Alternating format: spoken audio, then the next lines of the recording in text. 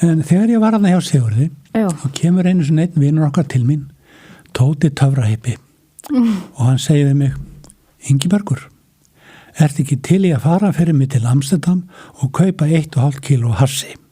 Ok, Og á þess að depla augunum, þá sagði ég já.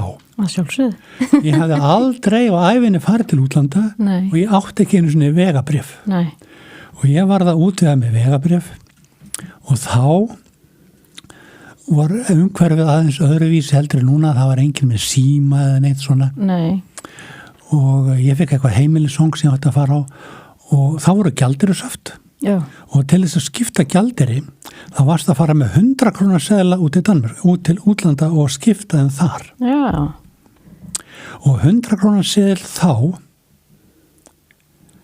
var einn svona 10-eringur í dag.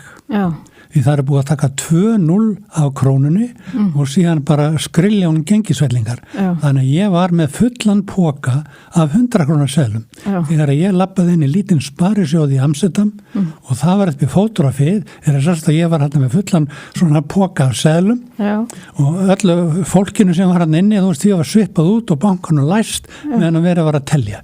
ok, En svo áttuðu menn sem fljótlega á því þetta voru íslenski peningar og voru kannski ekki þau verðmæti sem að heldur sko. já, En ég keypti þetta hass þarna og ég var alveg rosalega skakkur þegar ég var að pakka þessu inn á járnbrautastöðinni í Amsterdam og þetta átti að fara heim með pósti já, og þetta átti að sendast til Eyrarbakka og þar voru gömul hjón sem áttu að taka við þessu, ætli þau ekki verið á svipuðum aldri og ég núna. já, Gæti hafa verið sko. Og það voru afi og amma einnar stúlku sem var með í þessum leik sko. já, þannig að, Og þegar að þau fara á pósthúsið já, til þess að ná í pakkan það var nú ekki betur gengið frá því en svo að það datt 150 gramma plata á gólfið í pósthúsinu þannig á Eyrarbakka.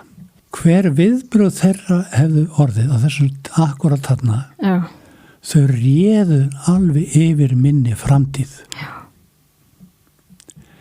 Ef þau hefðu gert þið eina rétta að fara með þetta til lögreglunar og þá hefðu þetta vísað á mig. já, varst þú þá tengdur sending? Já, þetta var hérna, þetta var tengdur sendingunni. Sko. Og ég hefði fengið þungan dóm. Já, Því þetta var mikið magn já, á þessum tíma. já, Þú veist, þetta var sannlega 72. já, En það sem þau gerðu, þau beygðu sér niður, tóku plötuna, stungur inn í pakkan og let okkur hafa og báðu okkur að gera þetta ekki aftur. já, ok, Og ég er oftur að hugsa til þess sko, hvað hefði gerst ef ég þurfti að setja inn á Litla-Hrauni? já, Hvar væri ég í dag? einmitt, Það er ekki víst að ég væri hérna í dag að tala við þig.